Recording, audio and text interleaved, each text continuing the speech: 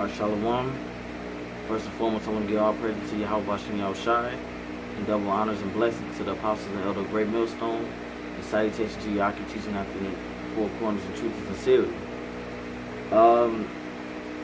This is just impromptu, actually. I'm just reading over the scripture, and I was seeing the scripture that I wanted to bring out a lesson on. The Spirit just jumped on me. I was just getting my mind prepped for tomorrow outside of the camp, but so we will go through the Spirit. I ain't really got a title for this. The Spirit through the Spirit, I come up with one. But this is James chapter 1, verse 12.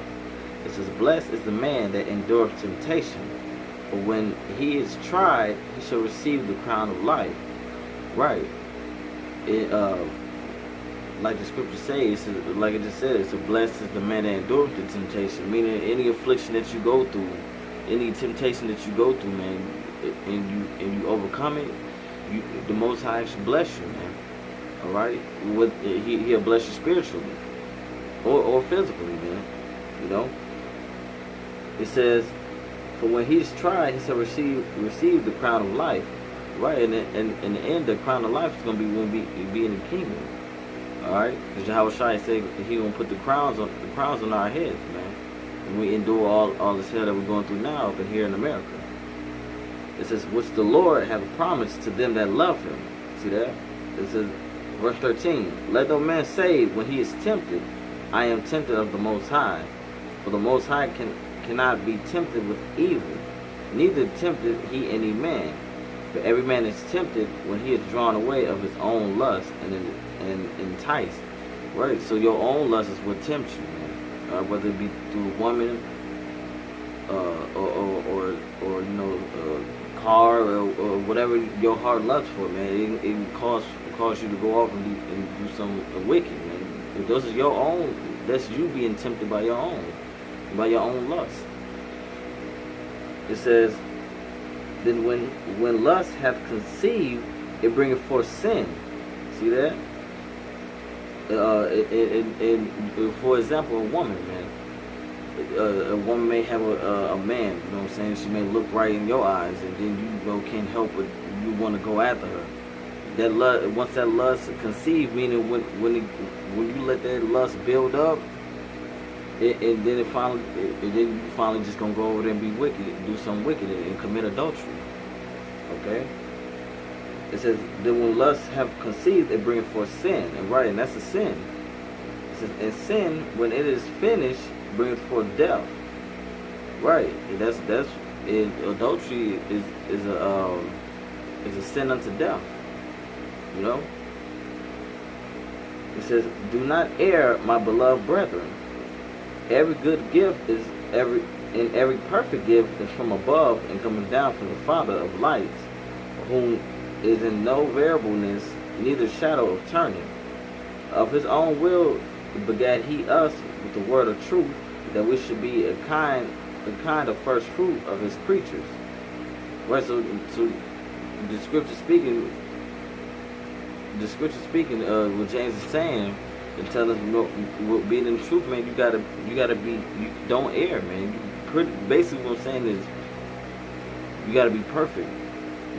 Like the scripture say, be perfect, even as my Father in heaven is perfect.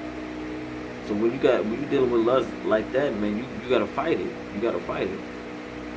All right. This is verse 19. "Wherefore, my beloved brethren, let every man be swift to hear, slow to speak, and slow to wrath." I'm going to read that one again. It said, "Wherefore, my beloved brethren, let every man be swift to hear," meaning if you get correction, take that correction, or take heed of the scripture, when you watching studying, man, listen, that's what the scripture's saying. It's slow to speak, right?